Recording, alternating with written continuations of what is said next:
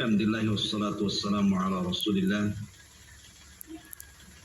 wa ala alihi wa sahbihi wa mawalah wa la hawla wa la quwata illa billahi wa ba'd. Pembahasan di malam hari ini kita akan fokus bicara tentang seputar perayaan Tahun Baru. Bagaimana sejarahnya, kemudian bagaimana kaum muslimin bisa merayakannya,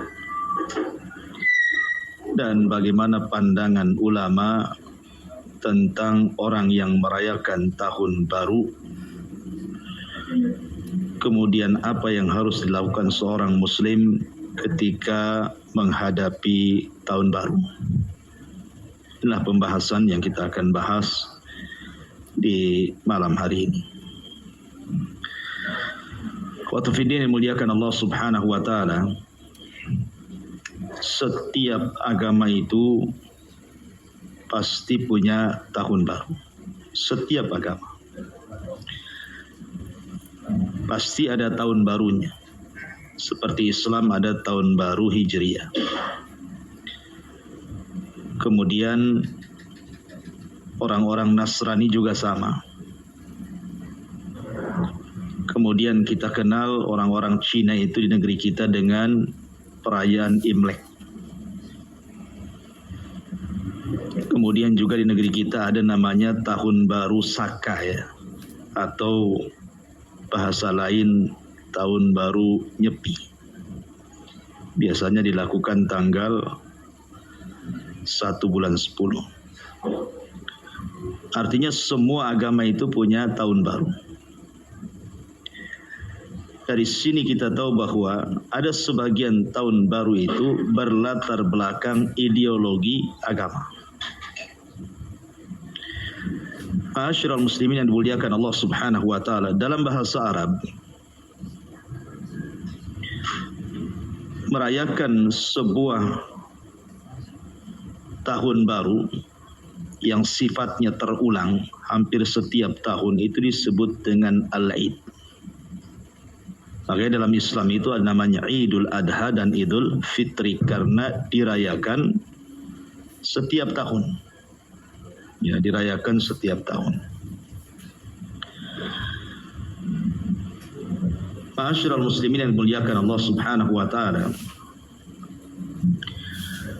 ketika para ulama mengistilahkan kalimat Al-Id, dalam kalimat Id ini ada 3 poin. Pertama, harus terulang, setiap tahun terulang, maka disebut Id. Yang kedua, berkumpul manusia di situ dalam rangka merayakannya.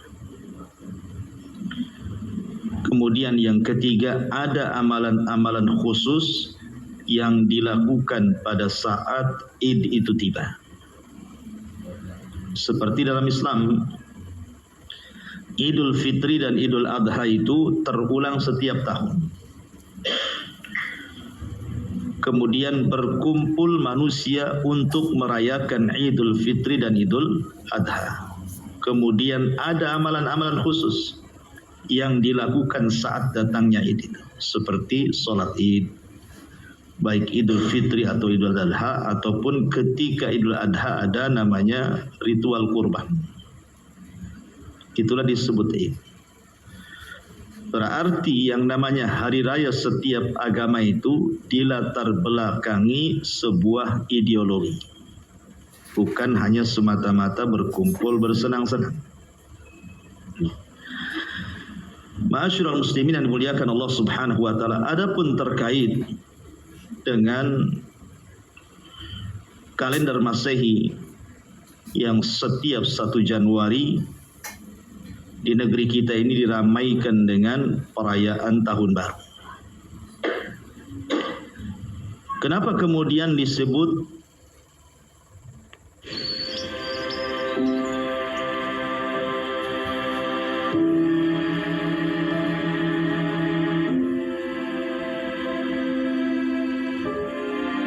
rasa kamu yakin musik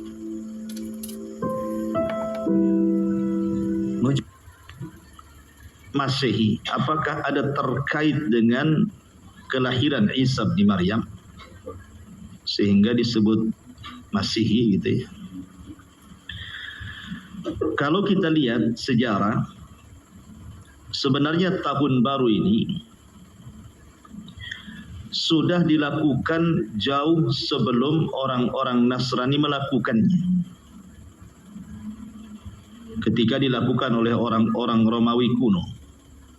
Dahulu ada seorang raja namanya Julian.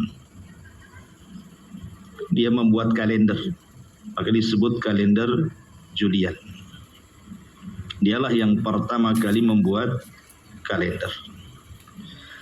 Dan dia meletakkan bulan pertama itu bulan Januari. Kemudian dibuatlah semacam berhala patung yang memiliki dua muka. Jadi satu muka ke depan, satu muka ke belakang. Seolah-olah ke belakang artinya meninggalkan tahun, ke depan menyongsong tahun. Jadi kalau ke belakang 2022, ke depan 2023. Begitu wajahnya. Dan ada yang mengatakan bahwa kemudian patung itu disembah dan disebut dengan dewa Janus karena diambil dari Januari.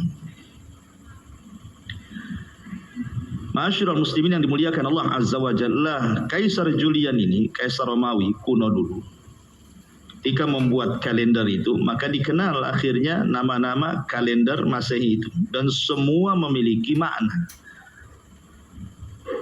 Diambil dari dewa-dewa mereka kan. Konon katanya bahwa setelah kemudian Kaisar Julian ini meninggal, kemudian kalender itu diambil atau disadur oleh seorang padri atau pendeta di Vatikan kala itu. Namanya Gregorius ya, yang kemudian dikenal dengan Gregorian Calendar. Itu banyak di YouTube atau di Google biasanya. Nanti keluar tuh sejarahnya. Yang kemudian belakangan diambil oleh PBB untuk menyamakan semua kalender satu dunia. Biar seragam gitu maksudnya. Lah Indonesia itu kan bagian dari negara PBB. Makanya juga harus ikut kalender ini begitu.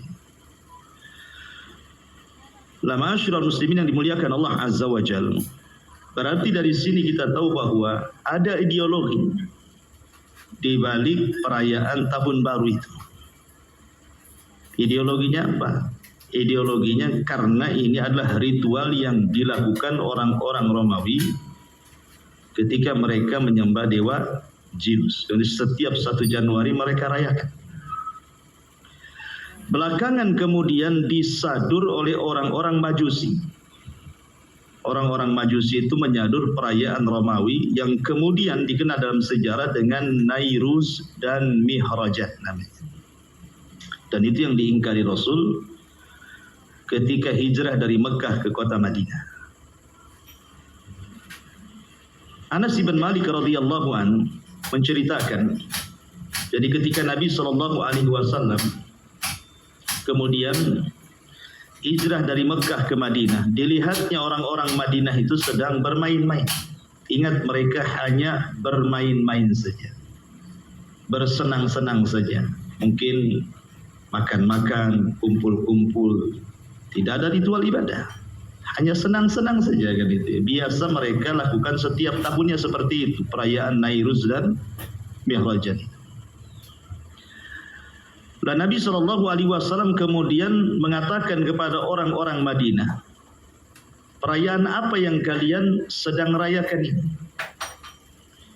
Maka mereka mengatakan, kami sedang merayakan sebuah perayaan yang biasa kami lakukan di zaman jahiliyah. Kami bermain-main saja wahai Rasul. Lah kemudian akhirnya Nabi SAW menegur mereka dan mengatakan, bagaimana kalau seandainya Allah mengganti 2 hari raya kalian dengan 2 hari raya yang jauh lebih baik dibandingkan 2 hari raya yang kalian lakukan. Kemudian Nabi SAW memilihkan hari raya Islam Idul Fitri dan Idul Adha. Sebagian ulama seperti Asy-Syaikh Mubarak Al-Furi rahimahullahu ta'ala mengatakan bahwa yang dilakukan penduduk Madinah itu, yang mereka bermain-main di 2 hari raya itu, maksudnya adalah hari raya Nairuz dan yang satunya hari raya Mi'raj. Ada yang mengatakan bahwa Nairuz itu adalah hari di awal tahun baru Masehi, Syamsiah bahasa kita. Versinya orang-orang Majusi. Sedangkan Mi'rajan itu hari raya 6 bulan setelah hari raya Nairuz. Jadi setelah tahun barunya 6 bulan setelahnya kemudian ada hari raya namanya Mi'rajan. Ada juga yang mengatakan bahwa Nairuz itu adalah hari di mana kedudukan matahari beralih ke titik Aries, artinya di permulaan tahun. Sedangkan Mi'rajan itu adalah awal hari Libra, artinya pertengahannya. Nah, Nabi SAW mengingkari 2 hari raya. Artinya kita tahu kalau diurut-urut di sini, berarti orang-orang Madinah itu mengambil budayanya orang-orang Persia. Kenapa kok bisa mengambil budaya Persia? Ingat ketika kita bicara tentang sejarah seorang raja Yaman yang terakhir, namanya Saif ibn Diyazan. Saif ibn Diyazan. Saif ibn Diyazan ini, dia dendam dengan orang-orang Ahbash. Orang-orang Ahbash itu orang-orangnya Abraha yang datang dari Ethiopia, kemudian menyerang Yaman, akhirnya berkuasa di Yaman. Belakangan kita kenal sejarah penghancuran Ka'bah oleh Abraha. Lah ketika Abraha meninggal dunia, kemudian tahtanya jatuh kepada anaknya yang pertama, tetapi kemudian tidak langgeng karena meninggal, kemudian jatuh ke adiknya. Lah di saat kekuasaan adiknya inilah akhirnya ditumbangkan oleh Saif ibn Diyazan dengan perantara orang-orang Majusi, orang-orang Persia. Karena ketika meminta bantuan ke Romawi, tentu tidak mungkin Romawi membantu. Kenapa? Karena orang-orang Ahbash itu, orang-orang Ethiopia, agamanya sama, Nasrani. Tidak mungkin Nasrani menyerang Nasrani. Makanya kemudian diambilnya bekerja sama dengan orang-orang Persia yang ketika itu beragama Majusi. Awalnya Persia tak mau, buat apa nyerang Yaman? Tidak ada kekayaan yang diambil di situ.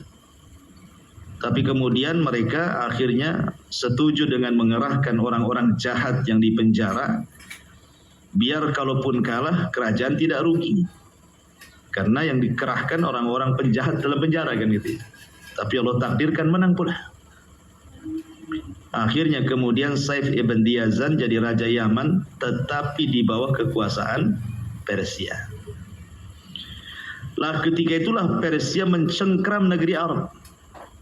Sampai kemudian Nabi SAW diutus, akhirnya kemudian Persia hengkang lagi ke negaranya. Lah penduduk Yaman itu, penduduk Madinah itu, orang-orang Ansor itu asalnya Yaman. Karena diambil dari 2 kabilah besar namanya Khazraj dan Aus. Khazraj dan Aus itu 2 kabilah dari Yaman, yang kemudian hijrah karena sebuah musibah besar, di mana bendungan Ma'rib pecah, akhirnya meluluhlantakkan kota dan daerah, bahkan korbannya ribuan jiwa. Sebagian mereka akhirnya hijrah minta suaka, kemudian menetap di Yathrib yang belakangan disebut Madinah. Makanya kemudian budaya orang-orang Persia itu yang pernah mencengkram negeri Yaman, negeri Arab, itu akhirnya ditiru-tiru oleh orang-orang Madinah, orang-orang Ansor ini. Tetapi sekali lagi hanya semata-mata bermain-main, tidak ada ritual agama. Seperti hari inilah orang mungkin niup trompet dan begitu seterusnya, petasan, kan nggak ada ritual agama kan. Itu murni main-main saja, tapi kan mubadir gitu. Lah sejak itulah akhirnya mereka terbiasa melakukan ritual-ritual seperti itu. Atau lebih mudahnya saya analogikan, negeri kita ini dijajah oleh Belanda itu 350 tahun lamanya. Dan kita tahu bahwa agama orang-orang Belanda di negeri kita itu Nasrani. Sehingga mereka biasa melakukan Natal, Tahun Baru kan. Sehingga tradisi 350 tahun itu bukan tradisi yang sebentar, tradisi yang lama. Otomatis sudah berakar dan berurat di negeri kita. Dan itulah yang mempengaruhi kita akhirnya. Menghilangkan budaya itu kan susah sekali. Lah begitu juga penduduk Yaman yang sudah dicengkeram oleh Persia, susah meninggalkan budayanya orang-orang Persia, salah satunya memperingati Nairuz dan Mihrajan tadi. Lah ketika Nabi SAW sampai dari Mekah ke Madinah, maka Nabi SAW kemudian memilihkan kepada mereka 2 hari raya terbaik. Kemudian Rasulullah SAW menyebutnya Idul Fitri dan Idul Adha. Dari sini kita ketahui bahwa Islam itu punya hari raya sendiri, Idul Fitri dan Idul Adha. Sehingga tidak perlu kemudian masuk ke hari raya orang lain. Apakah ikut dalam perayaannya ataupun mengucapkan selamat akan perayaannya. Tidak boleh. Makanya Imam Ibnul Qayyim rahimahullahu ta'ala sampai beliau mengatakan dalam sebuah kata-kata yang bagus sekali. Apa kata Imam Ibnul Qayyim rahimahullahu ta'ala? Bahwa baik, mana perkataan?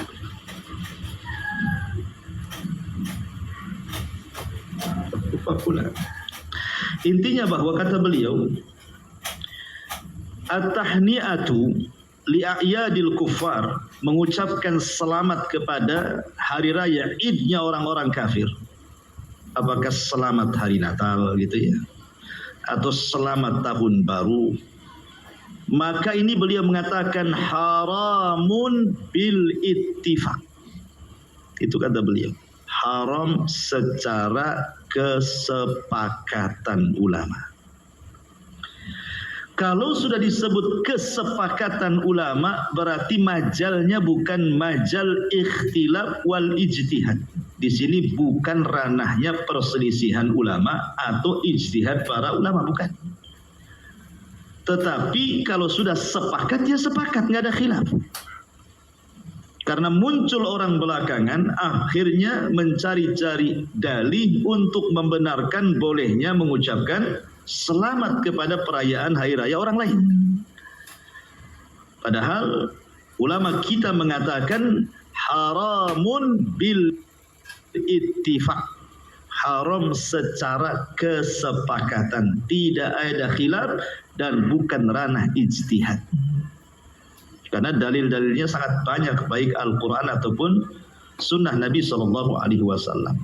Contoh yang mudah, kemarin tanggal 25 Desember, saudara kita dari Nasrani mengadakan Natal kan kita. Ada sebagian kaum muslimin yang mengucapkan selamat hari raya Natal. Alasannya karena ketika kita hari raya Idul Fitri atau Idul Adha, mereka pun mengucapkan hal yang sama. Maka kita tidak boleh, masa tidak boleh? Ya toleransi lah. Dan itu ya, mereka sudah mengucapkan, ya kita ucapkan balik. Sebenarnya dalam Islam itu kan tegas dalam Quran, la ikraha fiddin, tidak ada paksaan dalam Islam itu. Artinya bahwa kita tidak memaksa mereka untuk mengucapkan hari raya kita kan. Sebagaimana kalian juga jangan maksa kami untuk mengucapkan hari raya kalian. Dan saya kira orang-orang mereka, orang-orang non-muslim dari kalangan Nasrani dan yang semacamnya, tidak sakit hati kalaupun kita tidak mengucap kalimat itu. Karena mereka paham, bukan di situ toleransinya. Yang penting saling menghargai kan itu. Tetapi yang sakit hati itu kadang-kadang sesama kaum muslimin. Mereka tidak terima ketika kita kemudian memfatwakan, mengambil fatwa-fatwa para ulama ahli sunnah wal jamaah tentang haramnya mengatakan tahniah.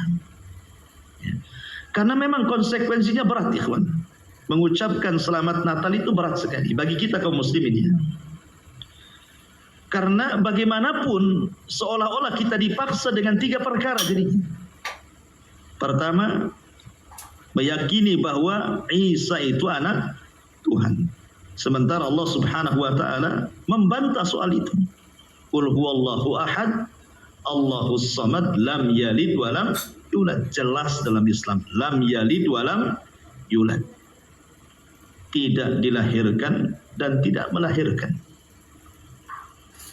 Dan Allah Subhanahu wa taala juga mengatakan, laqad kafara alladziina qalu innallaha tsalitsu tsalatsa. Sungguh telah kafir, laqad kafara alladziina, sungguh telah kafir orang-orang yang mengatakan innallaha tsalitsu tsalatsa. Sungguhnya Allah itu satu di antara 3 Tuhan, atau dengan kata lain Trinitas. Allah membantah. Allah itu ahad. Dan Allah mengkafirkan setiap orang yang mengatakan bahwa dia satu di antara 3 Tuhan.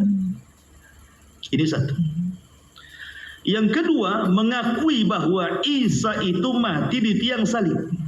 Sementara Allah bantah dalam Al-Quran, bal rafa'ahu ila sama. Bahkan Allah angkat Isa ke langit. Isa belum disalib. Isa itu ada di langit keberapa? Keberapa Isa? Langit pertama Adam. Kedua Isa dengan Yahya. Dia ada di langit sana. Makanya ketika orang-orang Yahudi mengklaim membunuh Isa dengan mengatakan qatalnal masiha Isa ibn Maryam, kami sudah membunuh Isa ibn Maryam, apa kata Allah? Wa ma qataluhu wa ma sallabuhu walakin syubbiha lahu. Mereka orang Yahudi tidak membunuh Isa. Mereka tidak menyalib Isa. Mereka tidak membunuh, bahkan Isa diserupakan. Jadi yang disalib dan yang dibunuh itu serupaan Isa. Isanya diangkat ke langit. Dan itu sudah saya jelaskan ketika mengkisahkan tentang Isa bin Maryam ketika diangkat ke langit. Kemudian yang ketiga, seolah-olah menetapkan bahwa lahirnya Isa itu tanggal 25 Desember. Desember bulan berapa? Bulan berapa Desember itu? Bulan 12. Di dalam surah Maryam, ketika Allah Subhanahu wa taala mengkisahkan tentang kelahiran Isa, di situ Allah perintahkan kepada Maryam untuk menghentakkan kakinya ke pohon kurma. Kemudian Allah katakan tusaqit alaihi rotoban janiyah. Maka akan rontok rutob kurma-kurma basah itu jatuh dan tinggal makan. Tidak ada bulan 12 itu kurma berbuah. Kurma itu kalau enggak bulan 6, bulan 7, bulan 8. Bulan 12 tidak ada kurma basah. Dari sini juga dipertanyakan tentang kelahiran tanggal 25 Desember ini. Karena kurma pada bulan itu tidak mungkin ada. Kurma itu antara bulan 6, bulan 7, bulan 8. Itu musimnya. Sementara Al-Quran mengatakan bahwa Maryam itu ketika menghentakkan kaki saat lahirnya Isa itu tusakit alaiha rutoban janiyah. Pada jatuh itu rutob. Rutob itu kurma basah. Itulah jatuh kurma basah-basah. Dan itu musimnya tidak ada di bulan 12. Bulan Desember itu tidak ada. Satu dunia tidak ada. Ya. Ini kita katakan bicara Quran. Kalau bicara versi mereka ya tidak tahu. Ya, kita kan bicara versi Quran dan kita yakin Al-Quran itu sebenar-benar kalam Allah. 3 perkara saja dalam Islam diragukan. Macam mana seorang Muslim mengucapkan kalimat yang diragukan 3-tiganya? Kan nggak masuk di akal di sini. Ya, bagaimana?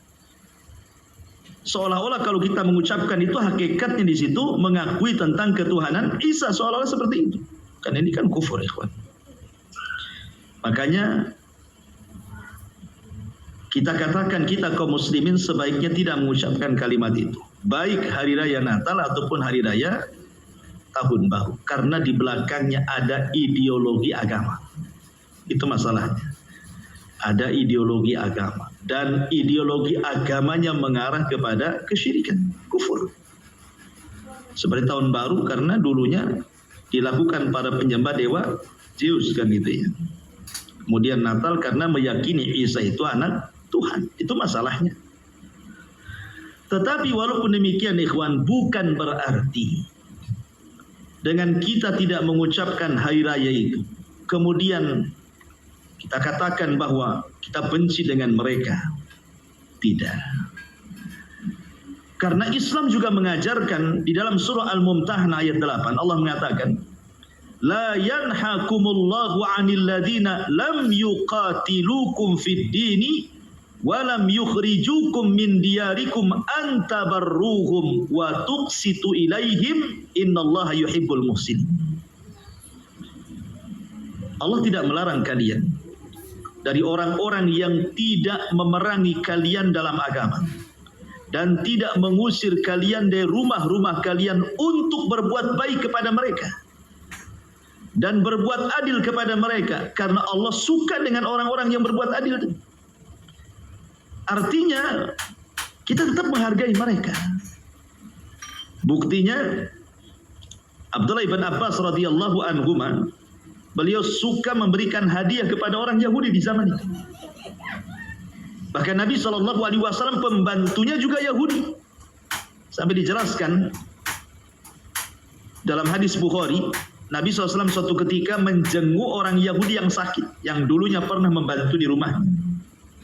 Artinya Rasul mengambil pekerja di orang Yahudi kan, boleh bermuamal dengan mereka.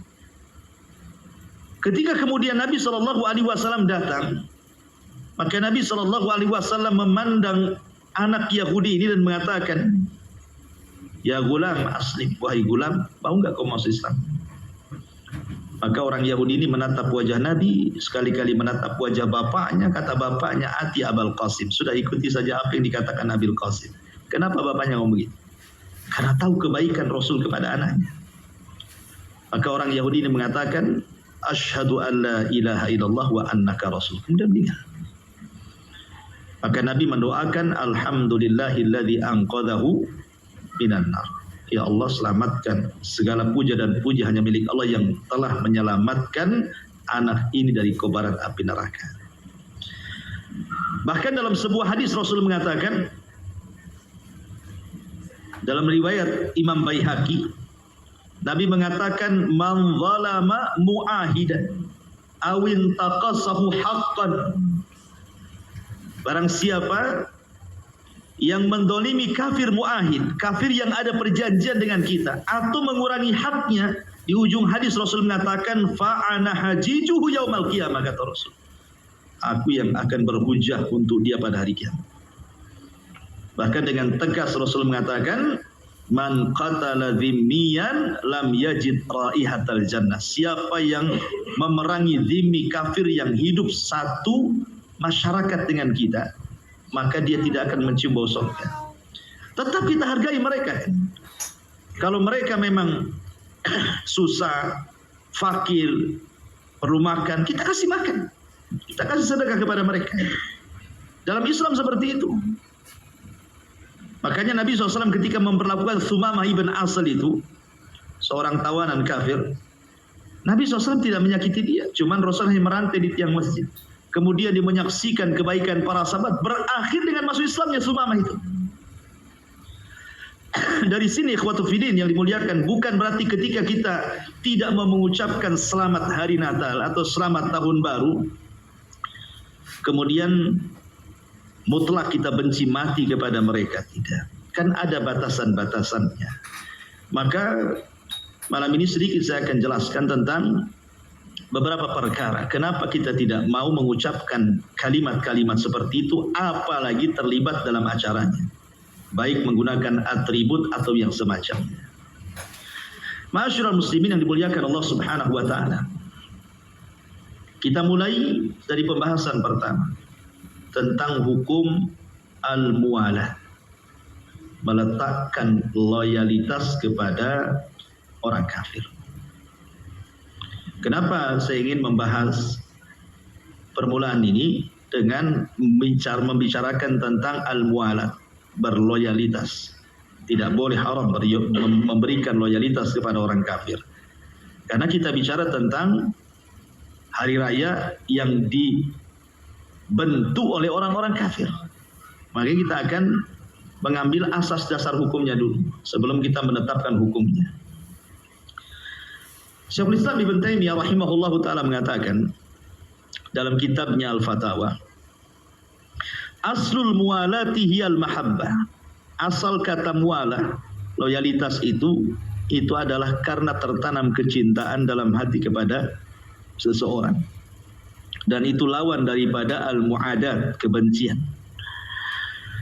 Artinya bahwa kalau seseorang itu meletakkan wala, berarti membuang kebencian.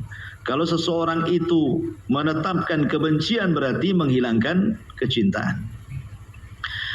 Di dalam Al-Quranul Karim, tepat surah Al-Ma'idah ayat 80, Allah subhanahu wa ta'ala mengatakan, Tara kathiran minhum yatawallawna alladhina kafaru labisa ma qaddamat lahum anfusuhum an sakhitallahu alaihim wa fil adzabi hum khalidun. Kamu melihat banyak di antara mereka tolong-menolong dengan orang-orang kafir ataupun musyrik. Sungguh sangat buruk apa yang mereka lakukan untuk diri mereka sendiri, yaitu dengan mendatangkan kemurkaan Allah, dan mereka akan kekal dalam azab Allah subhanahu wa ta'ala. Ma'asyiral muslimin yang dimuliakan Allah subhanahu wa ta'ala, lihat dari sini ayat ini menunjukkan bahwa ketika kita kaum muslimin tolong-menolong dengan mereka orang-orang kafir dalam peribadatan yang khusus bagi mereka, sementara Allah mengatakan dalam ayat yang lain, wala ta'awanu 'alal itsmi wal udwan, jangan tolong-menolong di atas perbuatan dosa dan permusuhan. Di sini Allah katakan bahwa an sakhitallahu alaihim, berarti itu pertanda Anda sedang memicu kemurkaan Allah subhanahu wa ta'ala. Maka saya peringatkan kepada anak-anak muda lewat YouTube ini, siapapun yang mendengar atau antum yang di sini, jangan sampai ikut terlibat dalam perayaan tahun baru. Karena itu awal mengundang azab Allah subhanahu wa ta'ala. Harusnya orang pergantian tahun itu kan mendatangkan rahmat, ikhwan, supaya tahun depan lebih baik daripada tahun kemarin. Ini dimulai dengan mengundang azab Allah, mengundang kemurkaan Allah subhanahu wa ta'ala dengan berbagai macam maksiat yang dilakukan. Nanti saya akan jelaskan, ya. Ma'asyiral muslimin yang dimuliakan Allah subhanahu wa ta'ala, di dalam surah Ali Imran ayat 28 juga Allah mengatakan, la yattakhidil mu'minuna al-kafirina awliya'a min dunil mu'minin. Janganlah orang-orang yang beriman mengambil orang-orang kafir itu menjadi wali dengan meninggalkan orang-orang yang beriman yang lainnya. Ada satu kisah dari Ubadah bin Samit radhiyallahu anhu, ini menjadi sebab nuzulnya ayat ini. Jadi suatu ketika Ubadah ibn Samit ini, dia kan punya teman-teman dari orang-orang Yahudi sebanyak 500 minal Yahud, 500 orang-orang Yahudi. Dia berkawan baik dengan 500 orang-orang Yahudi. Karena Ubadah bin Samit kan tinggal di Madinah. Jadi saat perang Ahzab, Ubadah bin Samit itu menawarkan kepada Rasul, saya punya kawan orang-orang Yahudi sebanyak 500 orang. Gimana kalau saya minta tolong kepada mereka untuk terlibat dalam peperangan kita ini? Maka Nabi SAW kemudian terdiam.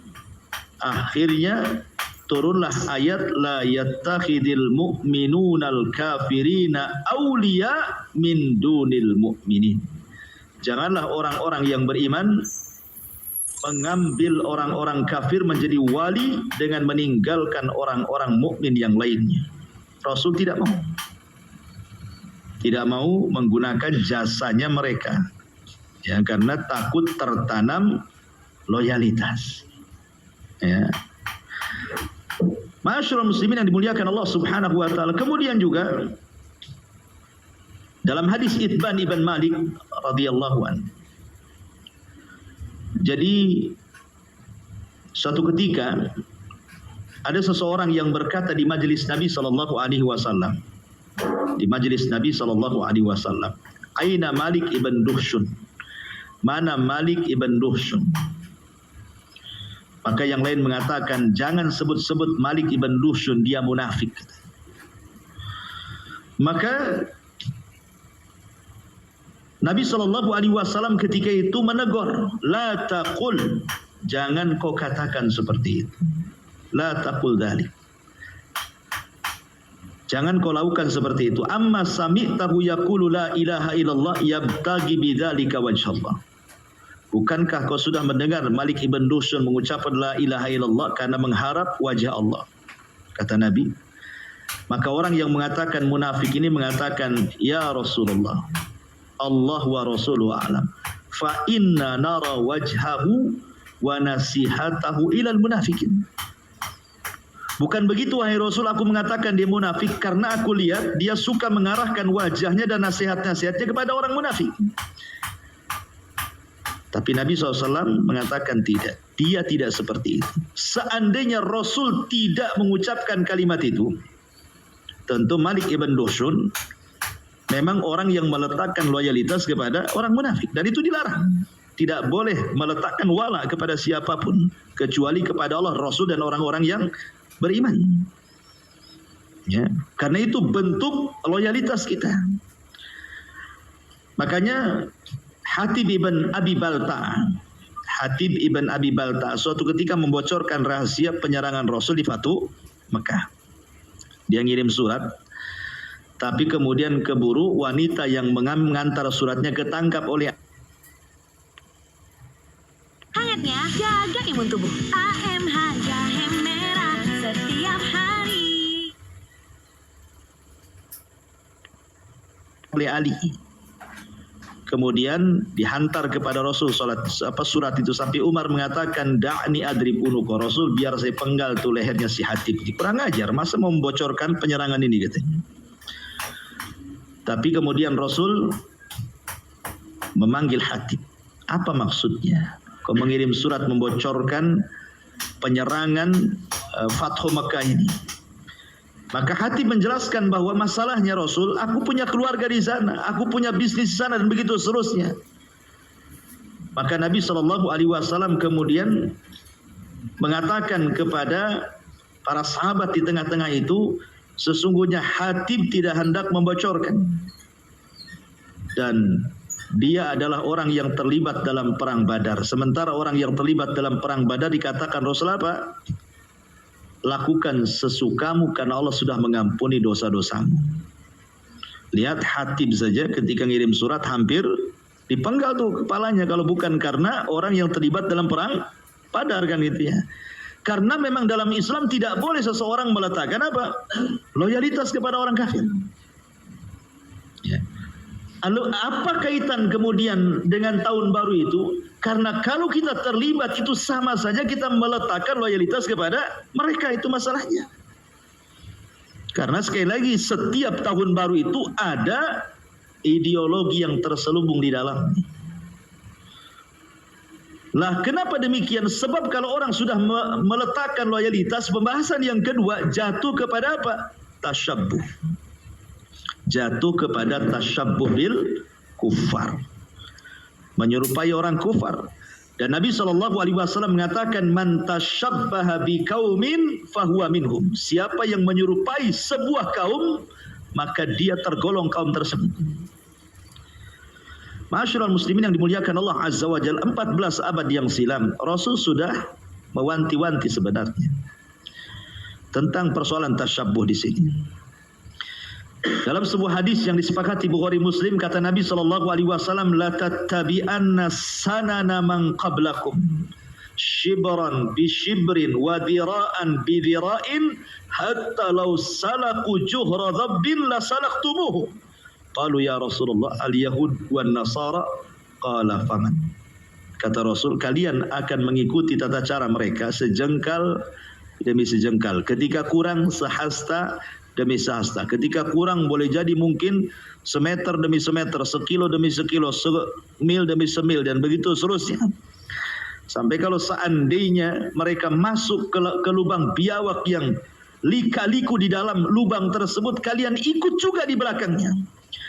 Kemudian Rasul ditanya, Rasul, apakah yang dimaksud Yahudi dan Nasrani? Maka Rasul mengatakan, kalau bukan mereka siapa lagi? Kalau bukan mereka siapa lagi? Jadi kebanyakan umat Islam itu banyak meniru tradisi mereka. Contoh umpamanya ketika hari raya Natal, banyak kaum muslimin yang menggunakan atribut orang-orang itu kan, di toko-toko, di pom-pom bensin, di supermarket kan itu ya. Kadang-kadang bosnya karena mungkin agama mereka disuruh pula kepalanya pakai topi-topi atribut mereka kan. Tidak boleh. Kita tidak boleh menyerupai mereka. Karena Allah yang mengatakan wala tabarrujna tabarrujal jahiliyatil ula, kita tidak boleh tabarruj. Ya. Karena tabarruj itu menyerupai orang-orang kafir dari segi pakaian kan itu.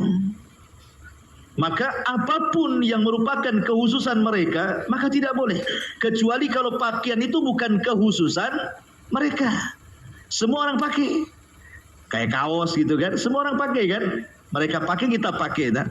Tapi kalau sudah merupakan kekhususan mereka dan itu menjadi atribut ritual mereka, itu yang tak boleh. Itu namanya tasyabuh tuh. Apalagi kita di negeri Islam, ikhwan. Kalau antum tidak pakai topi itu, apa antum dihujat? Kan enggak juga kan? Kalau antum namanya ketika hari Natal antum pakai peci hitam ke sana kemari, ada yang hujat antum? Tak ada. Nah, tidak ada yang menghujat kita, yang memaksa kita tidak ada, karena kita ini mayoritas Islam di sini kan. Biarkan mereka melakukan ibadah sesuka mereka, lakum dinukum waliyadin. Ya. Adapun soal umpamanya menjaga gereja itu masalah lain. Ya, karena ada hukum lain. Menjaga gereja itu kan bicara masalah keamanan, berarti bicara soal negara.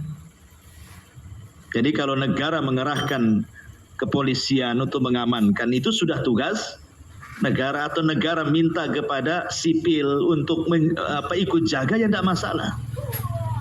Selama hanya niatnya menjaga saja, menjaga keamanan loh ya, bukan terlibat dalam ritual ibadah mereka, tidak, hanya menjaga keamanan, itu saja, sebatas itu. Dan itu tugas negara. Sipil itu tidak usah ikut-ikut kan itu ya, itu kan tugas negara kan itu ya. Kecuali diminta oleh negara, ya tidak masalah. Ya. Kalau hanya menjaga saja. Tetapi kita kan bicara soal masalah kemungkaran di hari raya tahun baru ini. Jadi ketika kemudian orang meletakkan loyalitas, Mau beli lokal dari Tokopedia dan TikTok, ada diskon spesial untuk jutaan produk lokal. Cek sekarang. pasti akan masuk kepada tasyabbuh tadi. Dan tasyabbuh itu kata para ulama akan mengarah kepada kecintaan. Dan kecintaan itu akan mengarah kepada tasyabbuh. Ma'asyiral muslimin yang dimuliakan Allah Azza wa Jalla, setelah kita tahu dua poin ini, bahwa kita dilarang meletakkan loyalitas kepada orang kafir. Yang kedua, kita dilarang tasyabbuh menyerupai orang kafir karena jelas hadisnya, jelas Al-Qur'annya. Seperti umpamanya secara umum Allah Subhanahu wa taala juga mengatakan wala tarkanu ilal ladzina zalamu fatamassakumun nar wa malakum min dunillahi min awliya tsumma la tunsurun, dalam surah Hud ayat 113. Dan janganlah kamu cenderung kepada orang-orang zalim yang menyebabkan kamu disentuh api neraka, sedangkan kamu tidak mempunyai seorang penolong pun selain Allah, sehingga kamu tidak akan diberikan pertolongan. Ini pun tidak boleh kita mengikuti mereka. Atau Allah mengatakan wala takunu kalladzina nasullaha fanasiyahum. Jangan seperti orang yang merupakan Allah maka Allah akan melupakan mereka, dan begitu seterusnya. Dan banyak lagi dalam Al-Qur'an ayat-ayat larangan tentang tasyabbuh. Intinya kalau kita sudah kenal dua poin bahwa tidak boleh meletakkan loyalitas, kemudian kita tidak boleh tasyabbuh, Lalu Islam dengan sangat adil sudah membuat hari raya sendiri. Karena begini ikhwan, yang saya heran itu begini, dia punya hari raya sendiri. Kita ini kaum muslimin punya hari raya Idul Adha dan Idul Fitri. Tiba-tiba ketika datang hari raya mereka, kok merayakan hari raya mereka jauh lebih bahagia ketika dia merayakan hari raya sendiri, gitu masalahnya. Akan aneh gitu ya. Datang Idul Fitri ada biasa-biasa saja dia. Ketika datang hari raya mereka ikut terlibat, kok bahagianya macam begitu gitu ya. Kan terbalik-balik ini kan. Harusnya hari raya dia datang dia lebih bahagia. Kenapa pula hari raya orang dia lebih bahagia? Makanya siapapun, kata kaidah para ulama ini, siapapun yang bahagia merayakan hari raya orang-orang kafir, maka dia tidak akan pernah bahagia dengan merayakan hari raya dirinya sendiri. Maksudnya hari raya umat Islam. Karena tidak punya loyalitas dia di situ. Ya. Ma'asyiral muslimin yang dimuliakan Allah Subhanahu wa taala. Taib. Islam ini saya sudah singgung di awal, punya perayaan sendiri. Yang disebut dengan Idul Fitri dan Idul Adha. Al-Imam Al-Baihaqi menyebutkan dengan sanad yang sahih dari Umar bin Khattab radhiyallahu anhu. Apa kata Umar? La tadkhulu 'alal musyrikina fi kanaisihim yauma idihim. Janganlah kalian masuk kepada orang-orang musyrik di gereja-gereja mereka di hari Id mereka. Fa inna sukhtata tanzilu alaihim, karena murka Allah bisa saja menimpa kepada mereka. Siapa tahu ikhwan, anak-anak kita, saudara kita main-main di tahun baru besok gitu ya, tahu-tahu ketabrak mati, ya, kena mercon mati, kemudian kelahi mati pula, ketabrak dan begitu seterusnya. Kan kita tidak tahu. Kemudian juga Umar mengatakan dalam perkataan yang lain, ijtanibu a'da Allah fi a'yadihim. Tinggalkan musuh-musuh Allah pada id-id mereka. Bahkan Abdullah ibn Umar radhiyallahu anhu mengatakan, man marra bi biladil a'ajim fasana'a nayruzuhum wa mihrajanuhum wa tashabbaha bihim hatta yamuta wa huwa kadzalik husyira ma'ahum yaumal qiyamah. Lihat, pedas sekali ini ucapan Abdullah bin Umar. Barang siapa yang lewat di negeri asing, yang merayakan hari Nairuz mereka dan Mihrajan mereka, kemudian engkau tasyabuh dengan mereka, terlibat dalam perayaan mereka, sampai engkau mati, maka pada hari kiamat engkau akan dikumpulkan bersama mereka, katanya. Lihat, ini Abdullah bin Umar. Keras sekali. Karena siapa yang meletakkan loyalitas dengan siapa, hari kiamat dikumpulkan dengan seperti itu. Lihat ketika Rasul bicara tentang orang yang tidak menjaga sholatnya. Apa kata Rasul? Maka mereka akan dikumpulkan bersama Fir'aun, bersama Haman, bersama Qarun, dan bersama Ubay ibn Khalaf. Karena yang melalaikan sholat itu kalau tidak kekuasaan, penjilat penguasa. Kalau tidak menjilat penguasa karena peniagaan dan harta, atau karena kesibukan dunia. Makanya Nabi SAW mengatakan akan dikumpulkan bersama mereka. Man tasyabbaha biqaumin fahuwa minhum. Kemudian juga, ma'asyiral muslimin yang dimuliakan Allah Subhanahu wa taala, suatu ketika disebutkan oleh Imam Zahabi atau yang lainnya tentang kisah Abu Bakar Siddiq radhiyallahu anhu. Jadi ketika Abu Bakar Siddiq hendak melarang Nabi SAW bersenang-senang, Aisyah radhiyallahu anha bernyanyi, ya, meniru orang-orang Habasyah, anak kecil itu yang menabur dub tuh. Kemudian Abu Bakar mengatakan, tak mungkin di rumah Rasul ada musik, katanya. Maksudnya suara dub, dan itu dibolehkan. Suara musik yang dibolehkan hanya dub. Ya, dub itu macam apa ya? Semacam apa? Rebana, tapi nggak pakai kecrek, ya. Hanya rebananya saja. Karena ada yang pakai kecrek sebelahnya, bukan itu yang. Ya. Jadi ketika itu ditabuh itu, Abu Bakar, subhanallah, di rumah Rasul ada mizmar min majmir syaitan. Maka kemudian Nabi SAW membantah Abu Bakar dan mengatakan, liya'lamal yahud wahai Abu Bakar, bukan begitu. Kita mengadakan hari raya itu supaya orang-orang Yahudi dan Nasrani tahu bahwa Islam punya hari raya. Liya'lamal Yahud, agar orang-orang Yahudi tahu kita juga punya hari raya. Karena likulli qaumin idan wa hadza iduna, kata Rasul. Setiap kaum itu ada idnya dan inilah id kita. Hari raya kita. Jadi kalau kita hendak bersenang-senang, maka nunggu Idul Fitri dan Idul Adha. Itu hari raya kaum muslimin. Tidak perlu Anda bersenang-senang dengan hari raya umat yang lain. Itu urusan mereka. Antum jangan masuk di situ. Karena sekali lagi di belakang hari raya itu ada ideologi-ideologi agama yang menyimpang secara akidah yang kita anut masalahnya. Itu masalahnya kita dilarang. Apalagi Allah mengatakan ketika mensifati orang-orang yang beriman, ibadur rahman, apa kata Allah dalam surah Al-Furqan ayat 72 itu? Walladzina la yashhaduna zura. Orang-orang yang disebut ibadur rahman, hamba-hamba Allah itu adalah orang-orang yang tidak menyaksikan zur. Apa itu zur? Menurut Abul Aliyah, Tawus, Muhammad ibn Sirin, Dhahak, Arabi ibn Anas dan yang lainnya, maksud zur di sini adalah a'yadul musyrikin, hari rayanya orang-orang musyrik. Lihat, Allah mengatakan ketika mensifati hamba-hamba Allah yang baik adalah orang-orang yang tidak ikut menyaksikan hari raya orang-orang musyrik. Itu maknanya. Berarti apa makna yang menyaksikan itu? Ya tidak mengucapkan, tidak hadir, tidak ikut merayakan. Sudahlah lakum dinukum waliyadin. Urus dengan hari raya kalian, tidak perlu kita terlibat. Ya, karena kalau terlibat itu sama saja dengan meletakkan loyalitas, bahkan masuk kepada tasyabbuh. Haram, tak boleh. Ma'asyiral muslimin yang dimuliakan Allah Subhanahu wa taala, baik.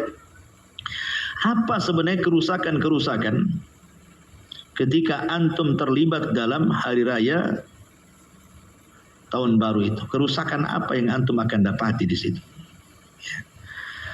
Yang pertama, ma'asyiral muslimin yang dimuliakan Allah Subhanahu wa taala, dampaknya nih, dampak tidak bagusnya adalah pertama, bahwa kita tahu bahwa seseorang itu sudah ditentukan oleh Allah Subhanahu wa taala hari rayanya masing-masing sesuai dengan agama masing-masing. Ketika kita kemudian ikut berpartisipasi meramaikan hari raya agama orang luar, berarti Anda sedang mencampur adukkan kebenaran dengan kebatilan. Ini satu. Sementara Allah Subhanahu wa taala mengatakan wala talbisul haqqa bil batil. Wala talbisul haqqa bil batil. Jangan mencampur adukkan kebenaran dengan kebatilan. Kemudian yang kedua, kita lihat hari raya tahun baru ini banyak kemaksiatan dan kemungkaran. Banyak sekali kemaksiatan dan kemungkaran. Sampai kalau kita lihat berita itu, hampir setiap tahun selalu ada sensus bahwa kenaikan perzinahan itu setiap tahunnya grafiknya itu meningkat. Tingkat perzinahan di tahun baru itu. Kondom-kondom laku, apalagi sekarang dijual bebas ya. Ya. Subhanallah. Meningkat tuh. Siapa yang melakukannya? Bukan orang kafir. Kalau di negeri kita yang mayoritas orang Islam, ya orang Islam, gak ada siapa lagi kan begitu. Lah, ketika kita kemudian ikut serta itu sama saja, langsung atau tidak langsung Anda sedang ikut andil dalam kemaksiatan dan kemungkaran. Perhatikan sabda Rasul, "Ma min qaumin ya'malu fihim bil ma'asi, summa yaqdiruna ala an yughayyiru, summa la yughayyiru illa yushika an ya'ummahumullahu minhu bil iqab." Tidaklah sebuah kaum yang diperbuat yang melakukan maksiat di antara mereka kemudian mereka sanggup mengubahnya, tapi mereka tidak mau mengubahnya, itu sama saja dikhawatirkan azab Allah menimpa mereka. Jadi takutlah orang yang terlibat dalam perayaan ini. Takut kalau seandainya azab Allah datang. Kemudian yang ketiga, bahwa seseorang tanpa sadar kemudian meniru gaya-gaya tasyabbuh dengan menggunakan pakaian-pakaian atribut-atribut yang khusus pada agama di luar dari agama Islam. Dan ini masuk pada tasyabbuh yang sudah saya jelaskan. Dan tasyabbuh itu haram hukumnya. Man tasyabbaha biqaumin fahuwa minhum. Barang siapa yang tasyabbuh dengan sebuah kaum, maka termasuk kaum tersebut. Kemudian juga penetapan kalender dengan perhitungan Masehi bagi umat Islam itu punya perhitungan kalender sendiri, ikhwan, yang disebut dengan Al-Qamari, disebut dengan kalender Qamariyah. Umar bin Khattab radhiyallahu an, ketika di zaman itu kan banyak penanggalan kalender-kalender, maka sahabat sepakat Islam harus punya kalender sendiri. Maka di zaman Umar dibentuklah kalender Hijriyah, diambil dari hijrahnya Nabi. Ya. Kenapa Umar bin Khattab radhiyallahu anhu membuat kalender ini? Karena Umar paham, orang secerdas Umar itu, bahwa ketika menyelisih orang kafir itulah bentuk izzahnya seorang muslim.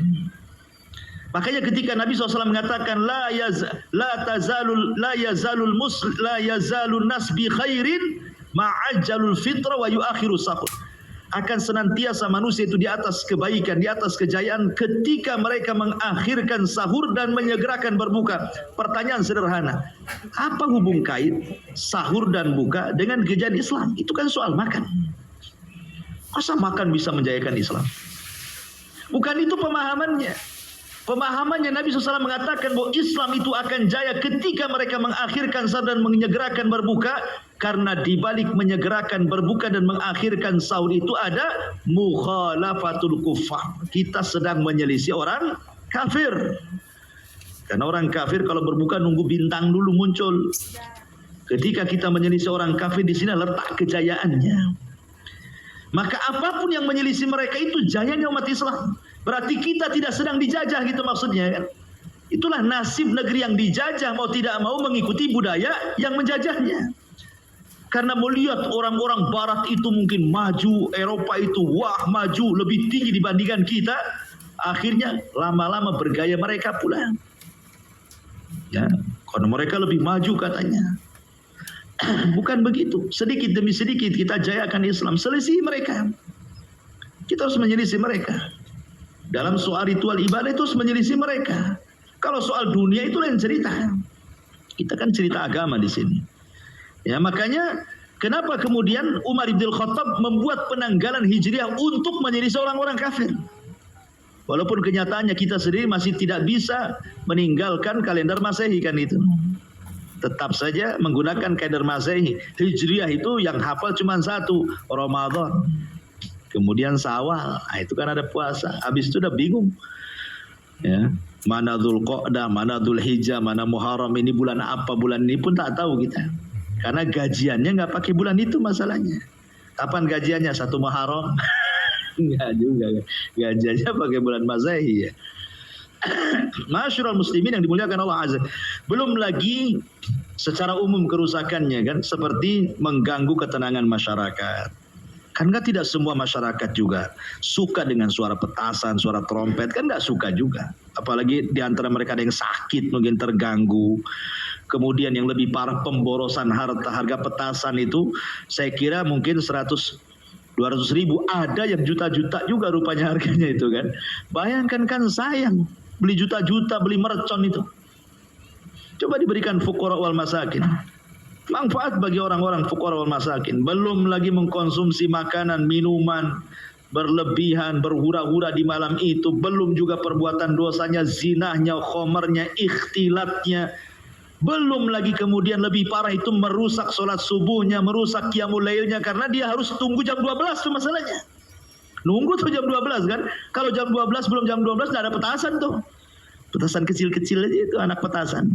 Kalau sudah jam 12 baru tuh, ya kan, mbah petasan baru keluar kan. Masya Allah kan. Ini ikhwan, kita orang Islam, maka kalaupun harus, anggaplah kita harus merayakan tahun baru itu dengan cara apa? Ya. Maka para ulama mengatakan kalau antum harus rayakan hari raya itu, ingat, pergantian tahun itu sama dengan pergantian bulan, sama dengan pergantian hari, sama dengan pergantian jam. Bukankah Allah yang mengatakan dalam surah Nur ayat 44, yuqallibullahu laila wan nahar inna fi dzalika la ibratan liulil absar. Allah yang mempergantikan adanya malam, adanya siang. Dan Allah juga mengatakan dalam Ali Imran 190-191, inna fi khalqis samawati wal arwakhtilafil laili wan nahari la ayati liulil albab. Sungguhnya dalam penciptaan langit dan bumi serta silih bergantinya malam dan siang itu ada tanda-tanda yang harus dipikirkan oleh orang-orang yang berakal. Artinya dengan berjalannya jam, kemudian hari hilang datang minggu, minggu pergi datang bulan, bulan kemana datang tahun, begitu kan. Itu soal biasa ikhwan. Ya.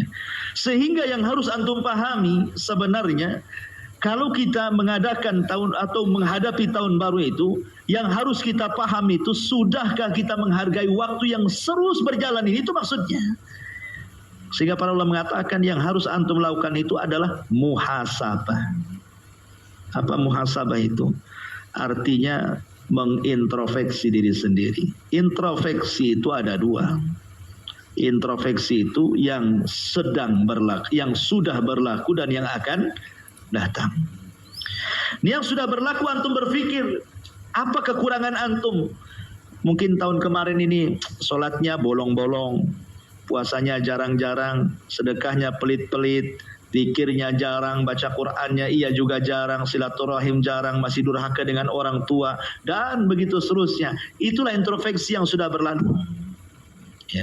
Kemudian introspeksi yang akan datang, berangan-angan. Tahun ini nggak boleh seperti tahun kemarin, itu maksudnya. Kalau tahun kemarin bolong-bolong, tahun ini nggak akan bolong-bolong. Seperti itu yang harus disiapkan. Itulah yang benar, karena hari itu kata para ulama, kita ini hidup hanya 3 hari saja. Hari yang sudah berlalu kemarin, hari yang sedang berlaku sekarang kita hadapi, hari esok yang kita akan hadapi.